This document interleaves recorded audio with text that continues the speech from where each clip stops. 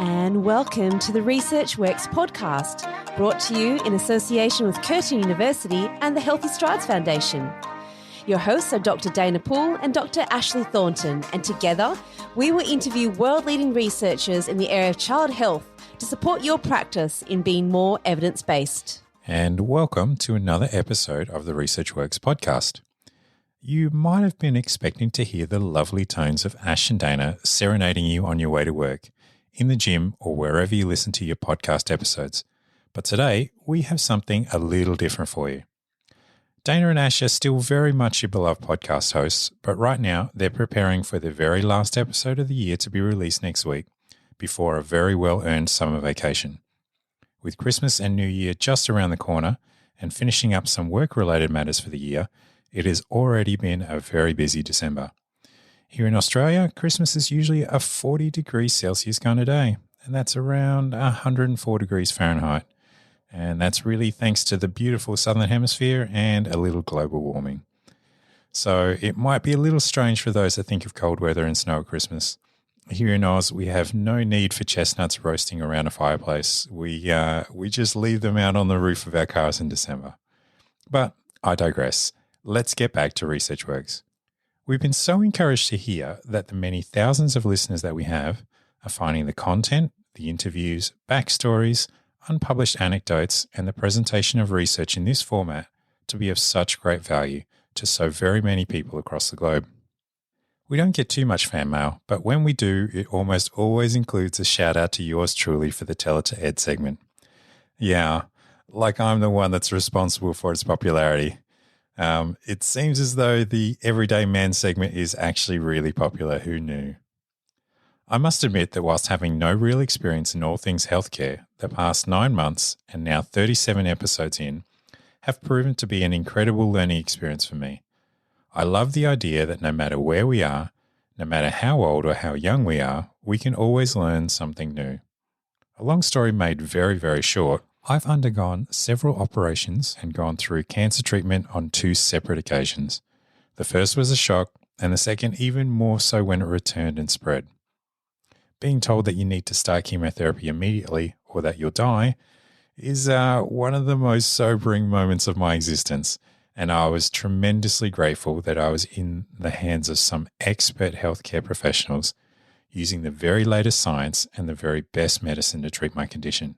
So it's from that lens that I've been viewing the podcast, learning about evidence-based practice, why it matters, and how it always keeps the family and the individual at the center of everything. So with that said, I've picked a few highlights from this season of the most popular segment of the show and what I took away from it. So if you're new to the show, don't be alarmed. The doctors are back from next week. But stay tuned. It's always insightful to know what non-healthcare folk like myself think of research in this field. And for those that love my 2 minutes of fame each week, this one is for you.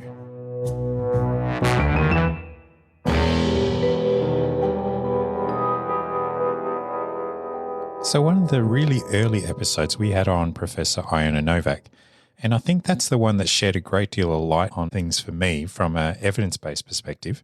And that was actually really, really enlightening. And I guess her paper was all about the state of the evidence and like that systematic review and, you know, the things that were above the line and below the line, and just trying to get a really good understanding of how evidence and research is used in the field. And that was one of my highlights, and that happened in episode 3, and very much worth a listen if you get a chance.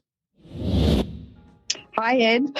Hey. We developed a traffic light system that helps parents of children with cerebral palsy tell sham treatments from real ones. Parents of children with cerebral palsy often spend hours searching Dr. Google in the hope of finding new treatments for their child's incurable condition. But the internet, for me, is a bit like the Wild West. It can be full of snake oil, private clinics that peddle unmonitored and unproven treatments, and some of them can even cause harm. So our traffic light system, which is already used in 24 countries, helps parents, clinicians, researchers and policymakers work out which treatments do and which treatments don't work. Stopping ineffective treatments can save lives and time, while adopting effective treatments can have real benefits. And the premise of healthcare for me is do no harm. So stopping harmful treatments is an obvious step, which I think we can all agree on. But I'm also interested in the grey areas of harm. What if using an ineffective treatment is no better than nothing and it's actually harmful to children because it takes them away from the important task of playtime or making friends? Our tool makes it easier for clinicians and families to stay up to date without information overload and seeks to, importantly, maximise children's time and potential. I'm actually really amazed by all of that. I have to admit, it's become a very interesting topic because obviously you mentioned Dr. Google, and I think everybody does treat Google like a doctor these days, a lot of families and people. And I guess American politics have shown us that the internet has got a very, very powerful voice, not always used for good. So this kind of study and work I think is tremendously amazing. And then I guess I've managed to follow all of that, which I'm incredibly proud of myself for getting to that point. Well done, Ed. But I guess I have one question. If I put on the parental hat and I'm thinking about maybe like anecdotal versus real evidence, if I were to come across something that wasn't on the list of the do's and don'ts, isn't above the line or below the line, where would I go? What would I do at that point? Great question. I think parents ask that question in two ways. They often ask, should I try X treatment? And the way I'd think about that is I'd stop and say, well, tell me what it is that your child wants to learn to do. And let's see from the list of all the available treatments, and there's more than 100 plus options, which ones are known to help that, because we should get those on board. But if you also want to try this experimental treatment, then yes, let's have a look at whether it works or not. And if we don't know anything about it, well, let's measure whether it's working against what you want for your child. So if your child wants to walk from the classroom to the library, does this treatment actually help them achieve that goal? Whereas it might be much less clear in the advertising. It might say improves mobility, but by how much, and does it actually matter to your child? So that's how I'd work through the process with families. Okay. Now, another one of my favourites happened very, very early on as well. And in fact, it was the very next episode. We had Professor Andrew Winehouse with us. And he also kind of spoke a great deal about evidence-based practices and how it's this trinity of scientific evidence, the clinical expertise and consumer priorities. He just kind of had a really great way of being able to describe these things in such a tangible way for people to really kind of latch onto. And I think he's a great proponent of being able to translate research in such a way that families and people like myself, I guess, can really kind of understand them well. But also he has a call out to clinicians and researchers to do more and to be better. And I kind of loved the interaction that he had in my little 2-minute segment. He just kind of had a really great way of putting that into such a beautiful, succinct way.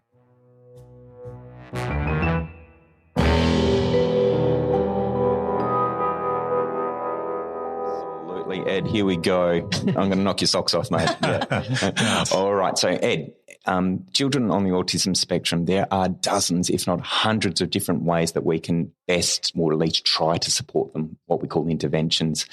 At the moment, we don't have any idea how to make sense of all the different types of interventions and also what evidence there is. Are they effective or are they not? So what we did is we undertook 2 reviews. So that means we went out to the literature, the science literature, and understood what's out there. The first review, what we wanted to do is to categorise the interventions. Out of all of these interventions, how can we best create a framework that makes sense? What are they? That families can make sense of them. So we defined 9 different categories, 8 interventions plus another category. And through that, we hope to provide a bit of a framework that families can understand the different types of interventions that are out there. The second second review that we did was what we called an umbrella review, which is a review of all the previous reviews that have been done out there to understand what evidence there is for the interventions. What we were able to do was produce a report that had which interventions promote which child outcomes. So that means things like language ability, motor ability, as well as things like family and family functioning as well. What we did at the end of the report is actually say, well, these are the areas that we couldn't understand. And these are things such as, well, we can understand which interventions that are helpful for which outcomes of kids, but of course children differ in all sorts of ways, and what we really need to understand is which interventions are effective for which kids. And that really was the call to arms for researchers, is to understand, when you do further research, start to understand which interventions are more effective for which types of kids. And that's all in a large report, but hopefully that's the cliff notes for you. Wow, 400 pages put into about 75 seconds. That was pretty close. Not bad at all. I think you've had some practice of this. All right, Ed, do you have any questions? Actually, I do. So I've actually got it written down. So let me just pull up my computer. I'm a bit nervous about the questions, I have to say. The always the lay questions are the hardest. Well, let's see if you can answer this one. So I've got autism as a spectrum. So obviously I'm a relative simpleton. Like, I kind of understand the basics of things, but I understand that obviously there are different ends of a spectrum. So obviously with intervention that's in the review, if I'm thinking like a parent or a carer, how would I know what effects particular interventions might have when no two kids are the same? Where would I start? Ed, that is not a lay question. That's okay, right in my wheelhouse. I'm really appreciative. No, look, you really got to the heart of what we couldn't identify, and what we could actually start to say is, on average, this particular type of intervention can promote language ability or intellectual ability. We could get to that point. But you're absolutely right that when we do those studies, what we do is we get a whole group of kids, some kids with intellectual disability, some kids without, and we put them all together into a group, and in our minds we go, these are the same groups of kids. But of course, as you say, they're not the same groups of kids. So what we could identify is the average effect for an average child. But of course, there's no average child out there. So that's really the call to arms that I mentioned, is that what we need to do is to identify, is this particular intervention effective for kids that maybe don't have language ability, or maybe kids who are really highly verbal as well. At the moment, we don't have that information, and that's what we really need to do. We need to move to those new research designs to actually start to get at that information. So you are, you're 12 years study into the game right now. Fantastic. Thanks, Ed. Now, another one of the episodes that I really enjoyed was having Mitch Adams join us on the show. And Mitch was quite a super multi-talented guy, but he kind of works behind the scenes with researchers and just really making research endeavors come to life and to go smoothly. And from a project management perspective, it was really, really interesting to get his insight on how things work from a logistical perspective. I would super encourage everyone who's involved in research in some way to have a good listen to Mitch's episode, number 20, if I'm not mistaken. And he really gives some really good practical ideas as to how you should be looking after a team and what kind of factors you should be thinking about and how to make research work. And I guess that's what the podcast is all about. And it's not just about the information and intellectual element of research, but also obviously research is a project. And so having an operations manager like Mitch is a godsend to a lot of organizations. And I'm sure that there are people like Mitch in lots of great research institutes around the world. But for me, it was actually a really great insight into the behind the scenes of how research kind of comes together and some of the pearls of wisdom that Mitch had.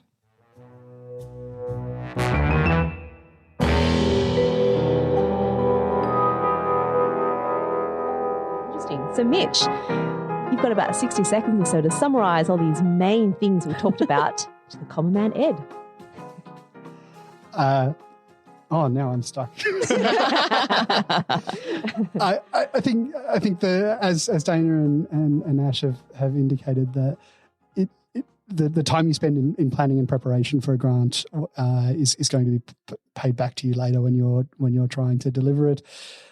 planning around your budget is an important part of making sure that you have no surprises later on in the project, and that you're able to meet all of the expectations of your participants and your funders, and you're able to deliver good science at the end of it. Oh, I love it. Great summary. Very cool. Ed, do you have any questions? Always lots and lots of questions. This is quite interesting to look behind the curtain of what I think are incredible people doing incredibly professional things, and yet I find out like there's just all these stories of crazy stuff that just barely makes it through by the skin of their teeth. But I think that might be the case in just about every industry or sector. So. But I guess my question is tailored more directly to Mitch. I'm curious about obviously where you've come from and then moving into health. It sounds like you do like a lot of project management. So do you think coming outside of health gives you a better perspective, or do you think that coming into it fresh or not having certain assumptions have made it easier or more difficult? Like, would you recommend this as a pathway for somebody with your skill set to move into, or do you think that you've had an advantage or a disadvantage moving into this space? Yeah, I think it's definitely an advantage to come from the outside. I am the Ed of our research team, right? I think not having the sort of scientific professional background gives me the license to ask really stupid questions. There are no stupid questions, but to ask the basic questions and ask people to work through the basics of any particular problem. And I found that people often really appreciate that because often people don't understand what's going on, and just sort of having the license to ask the stupid questions and to come at it from a different perspective is quite a good way of doing it. And I think mixing in between different disciplines, so inside and outside of science, brings all sorts of interesting insights and different skill bases that we can draw on. I can vouch for that. Mitch's fresh perspective is certainly an incredibly valuable one. So it is. Nice. There's hope for me yet. And in the very next episode, so episode number 21, we had Dr. Ulrika Jonsson. I'm sure I didn't say that absolutely correctly, but that's about as close as I think I'm able to pronounce. I'm going to read the title. It's Changes in Walking Ability, Intellectual Disability and Epilepsy in Adults with Cerebral Palsy Over 50 Years, a population-based follow-up study. This one was actually great because obviously reporting over 50 years and what kind of insights there were. I was made aware of the stat with talking with Dayna and Ash about the translation of research, which I guess was part of the thinking behind the podcast, is to help with knowledge translation. But bringing research to life, there seems to be this massive gap between when the research started and then finished as a study and then when it's implemented in the community. I was gobsmacked that figure was 17 years. And so bringing that up with Ulrika was quite interesting. And there's obviously a great deal of hope that number is going to shrink dramatically. But this was a great episode and definitely worth listening to.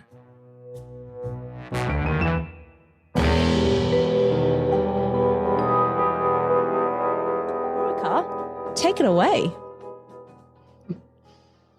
So we followed up 142 adults with CP in their 40s and 50s to see if their impairments had changed. And we found that out of the 117 who could walk as children, 9 had started using walking aids and 13 had started using wheelchairs. And in childhood, 23 participants had a diagnosis of intellectual disability, and in adulthood, 10 more cases of intellectual disability had been identified. We also found that out of the 13 participants who had epilepsy in childhood, 6 of them no longer had epilepsy in adulthood. So our conclusion is that from childhood to middle age, walking ability can decline, and intellectual disability may become more apparent, and epilepsy in CP is not necessarily lifelong. That is the perfect summary. Wow. That's a perfect summary. Thank you so very, very much. Now, Ed, do you have any questions? As usual, I have lots of questions, but I'm always reminded that I only have time for one. But Ulrika, I'm very impressed with, obviously, English is not your native language. I'm always impressed by incredibly intelligent people who can verbalize all of their expertise and knowledge in multiple languages. So it's very impressive. It is amazing. Now, obviously, I don't have a background in health of any sort. I kind of dabble in IT and marketing for the most part for my job. So my understanding of health has been through what I've learnt through the podcast. So we're now 19, 20 episodes in. And I think I've managed to piece together little bits of information that hopefully makes me sound intelligent to some people who know what they're talking about. But I guess my question is, with children and then adults, obviously children move to become adults.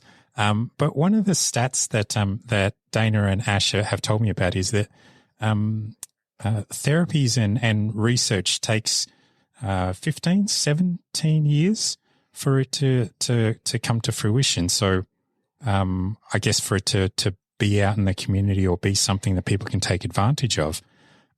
So obviously you've had your results. Do you think with today's technology, with the methods that are available today, and if there is a way to shorten and compress those 17 years into something that's a lot more effective in like 2 to 5 years, would that make a significant difference compared to what you've seen from children moving to adults? Sorry, that's a really long question.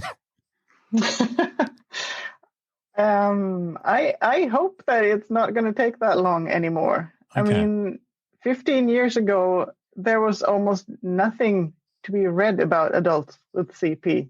And I can remember starting my career as a physician without the internet and having to find information by looking for colleagues who might know something. Wow. Or yes. Going to the library and start looking at old textbooks that never had the information you were looking for. So it has to be quicker now. It just has to be, because you can just open your computer and look and Google what's the best treatment. So I think that will automatically make it quicker. But then, of course, the big organizations like the big hospitals and the state and what the state pays for and what treatments are considered worthwhile, that's going to take a long time. It's still going to take a long time. Everybody's going to have to agree on those things. So while I have a little hope, I don't think it's going to be quick. Okay. Unfortunately. Well, I still feel your optimism, and I feel like anything that's published in this area, clinicians will see really quickly and go, we need to read this and lap it up straight away. Now, I've been a part of 25 episodes up until this point, but sadly I had to miss episode 26, and it actually turned out to be one of my favorites. So Ash and actually Ash might also not have been available. So I believe it was Marissa Smith and your regular host Dayna Poole interviewing Professor Egmar Longo and Professor Ana Carolina de Campos. And this was all about an article called Let's Make Pediatric Physical Therapy a True Evidence-Based Field. Can we count on you?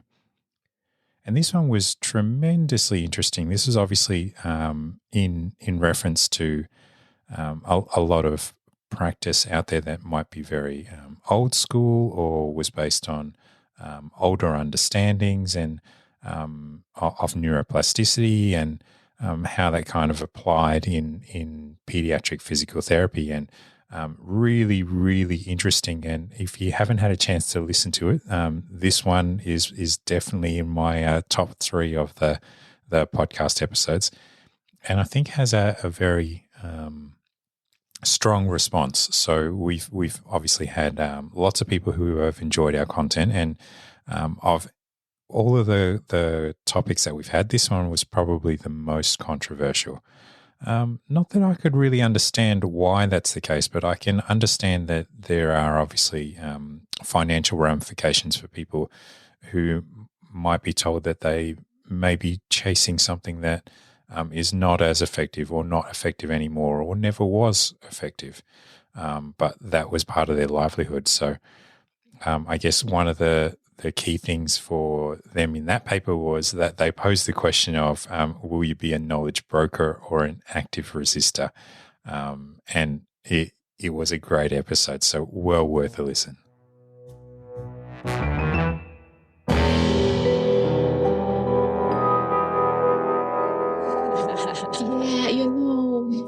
I think there will always be active resistance, no matter how much we work on knowledge translation. And this is healthy to some extent because it forces us to know where we need to do a better job communicating what we believe. You're absolutely right.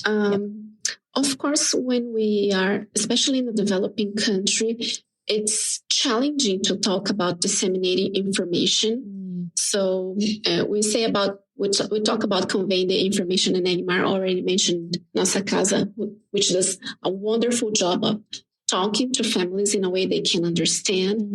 But still, these families need to have internet access to find this information. Sure. It's very challenging to talk about family empowerment because we work with so many vulnerable families. And of course, they're vulnerable also to people selling types of interventions that may or may not be well supported. So one thing that we've been discussing is how there are institutional actions that also need to be taken in this sense. For example, here in Brazil, if a family sues the public health system or the private insurance, they will be paid for whatever intervention they're asking for. Wow, okay. Because our constitution states that health is a right, which is perfect, obviously. Yeah. But this leads to various interpretations. So whatever treatment you want, you will have to receive it. Wow, okay. So, of course, the institutions also need to be better informed. Yeah. And in these contexts, it's where we should not have active resistance. Yeah. So institutionally, we need knowledge brokers in the institutions. Yeah. We're trying to get there at some point. And then I believe we will start having perhaps a more equal injustice in offering health for children with disability. And this brings us to episode 30 with Dr. Michelle Jackman. And this one was the Interventions to Improve Physical Function for Children and Young People with Cerebral Palsy, International Clinical Practice Guideline. And this one was great. This was actually really, really interesting. I think this was a seminal piece of work that Dayna in particular was tremendously excited about. I think she'd been kind of watching this work from a distance for a little while. And they brought out these 13 recommendations, and it was kind of beautifully set out for steps 1 through to 13, and really tailored towards being able to empower clinicians, giving them the right kind of tools to communicate with kids and with families. And it was brilliant. And I love this whole idea of the hands-on versus the hands-off therapy. And that was really insightful as well.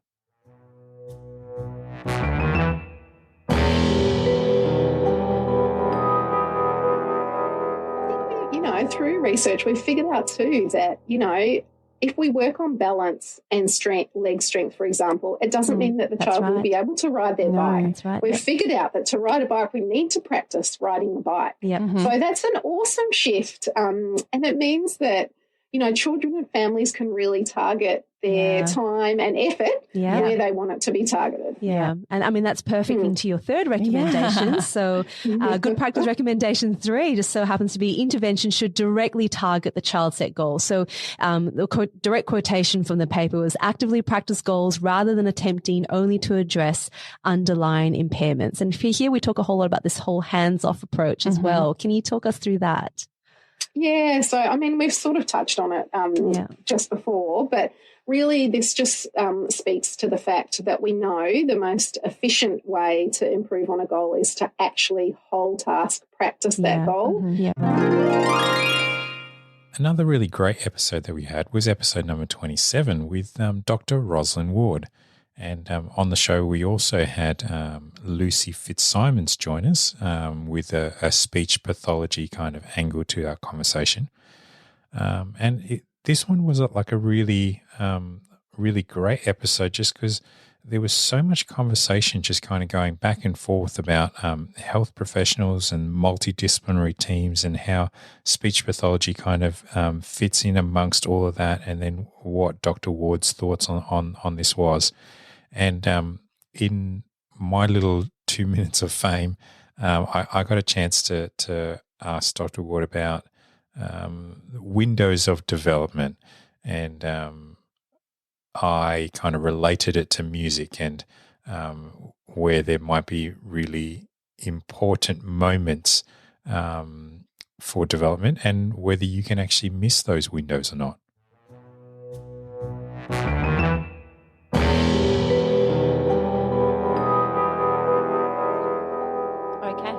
My summary is this. Babies are set up to learn, and the first 12 months of life represent a critical period of development for language acquisition.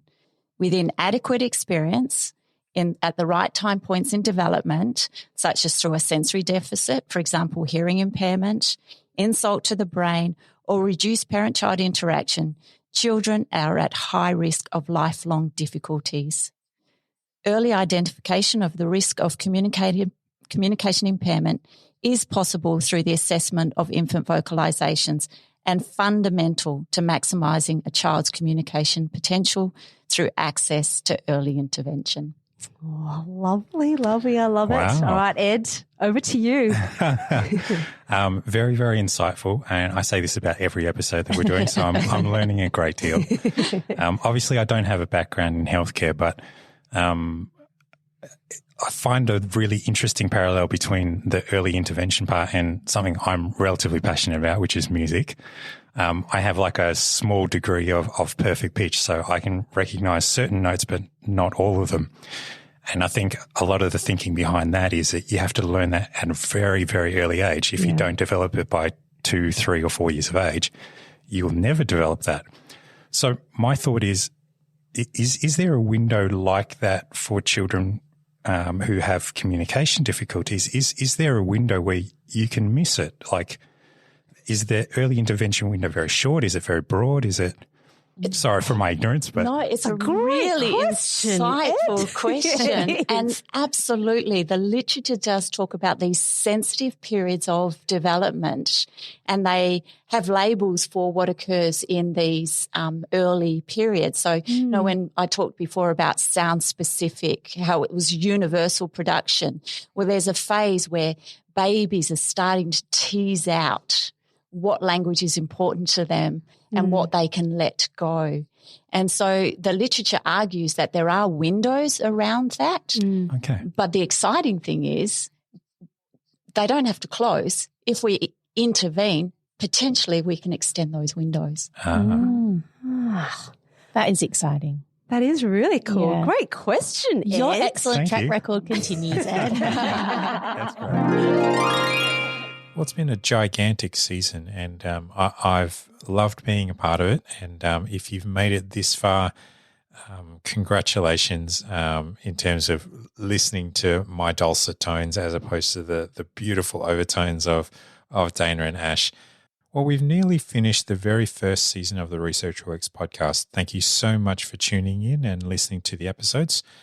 We'll catch you next week, and we'll be back again with season 2 in 2022.